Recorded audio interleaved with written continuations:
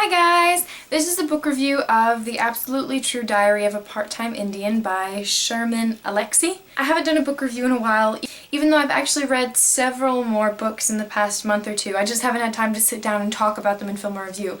But this book was so good that I had to talk about it. I just finished it like a few seconds ago. The Absolutely True Diary of a Part-Time Indian is the story of Junior, who lives on an Indian reservation and suddenly decides that he wants to go to the better school for rich white kids in the small town of Reardon, and everyone on the reservation automatically ostracizes him. I've discovered recently that I really like reading culturally significant fiction, said the privileged southern white girl.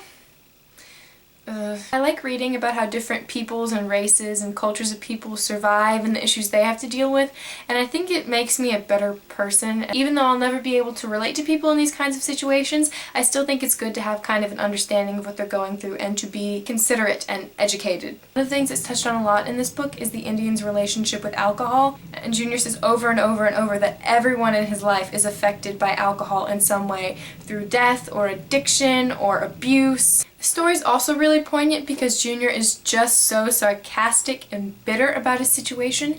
He's brutally honest and doesn't leave anything out. Before I read this book, I was aware that life on the reservations was terrible then and now, but I don't think I ever realized just how bad some people have it. I live in a middle-class type bubble where I know some very rich people, but most of the people I know are average, middle class, but I don't really know anyone who's struggling or who's really poor. I've never really been introduced to people who are in desperate situations or people who are struggling with poverty. One of the really cool and interesting things about this book is the fact that Junior is a cartoon artist and likes to illustrate some of the stories he's telling with these very funny and satirical cartoons. Some are really funny and meant to be more comedic, but there are others, like this sketch right here, that are just breathtaking. One of the things that drew me in about this book is that it doesn't try to gloss over anything.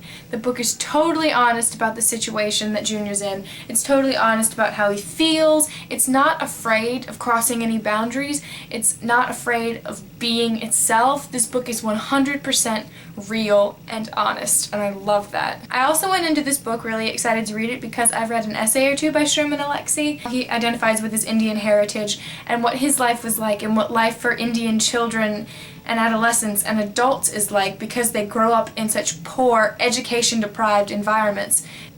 And I just can't imagine living somewhere where it's so hard to learn. I would definitely recommend this book. I gave it 5 out of 5 stars on Goodreads. I think it's utterly fantastic. It completely drew me in. The problems it deals with are so real and raw and honest, and I completely believed everything it told me.